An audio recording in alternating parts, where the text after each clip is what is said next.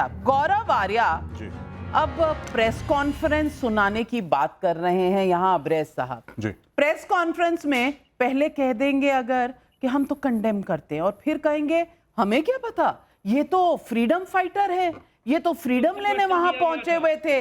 शहरी रहमान कह रही है कि किसी मुखालते में मत रहना, ऐसा मिस एडवेंचर मत करना। आपको लगता है कि ये डरा रहे हैं, धमका रहे हैं? औकात है इतनी?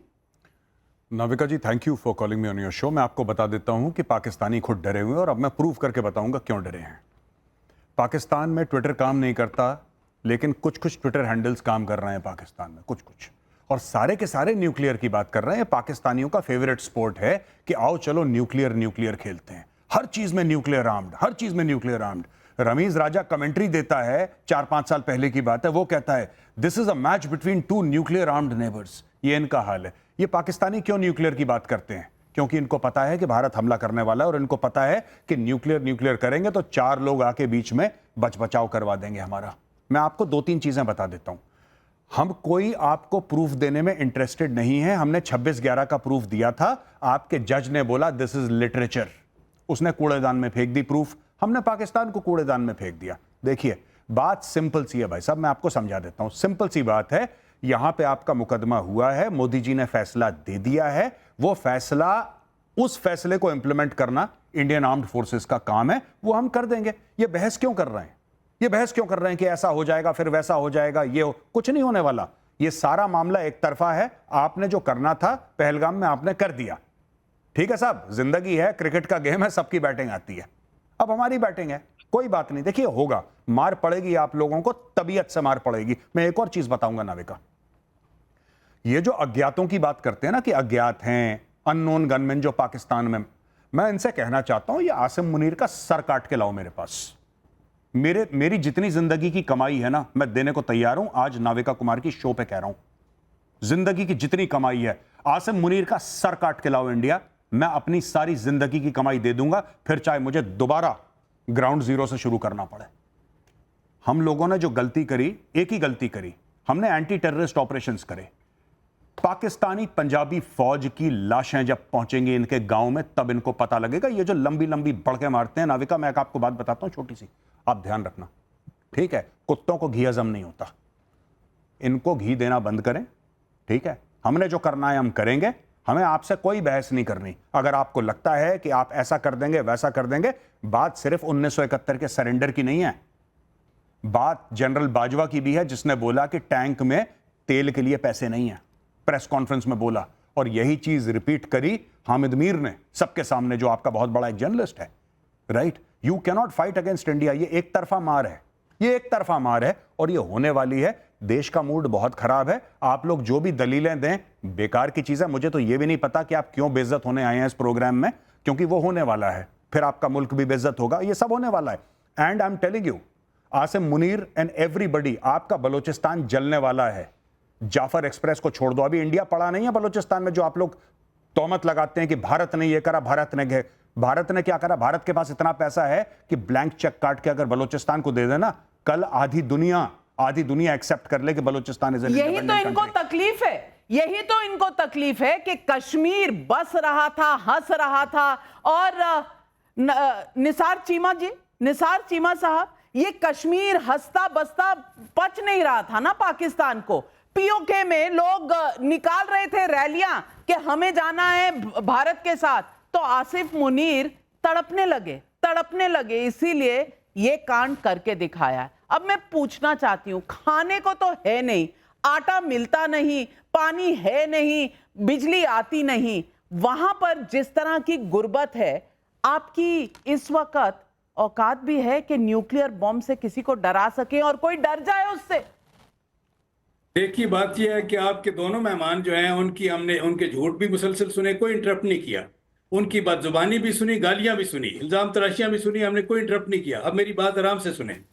बात यह है कि देखें, पूरी दुनिया को पता है कि कश्मीर पे आपका कब्जा गासबाना है, गैर कानूनी है, जालमाना है। 1 लाख कश्मीरी जो है फ्रीडम स्ट्रगल में अपनी जानें जो है वो गंवा चुके हैं, शहीद हो चुके हैं।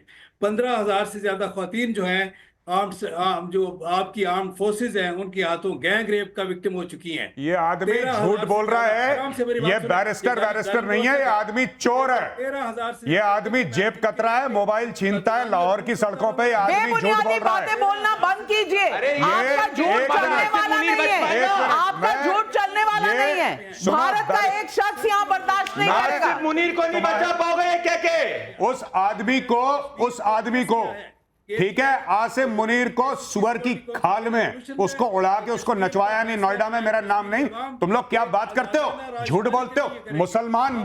मुसलमान मुल्क तुम्हारे मुंह पे नहीं थूकते। मुसलमान मुल्क किंगडम ऑफ सऊदी अरेबिया जहां पे मक्का और मदीना है, उसने बोला कि नहीं देना इनको वीजा। चोर के बच्चे हैं ये, जहां जाते हैं जेब कतरी करते हैं, जहां जाते हैं भीख मांगते हैं। मना कर दिया, सऊदी अरेबिया ने मना कर दिया, कतर ने मना कर दिया, यूएई ने मना कर दिया, फिर ये गए अपने भाई भिखारी के पास, बांग्लादेश के पास कि यार सुनो, तुम कुछ हमें दे नहीं सकते, कम से कम कश्मीर का नाम तो ले लो।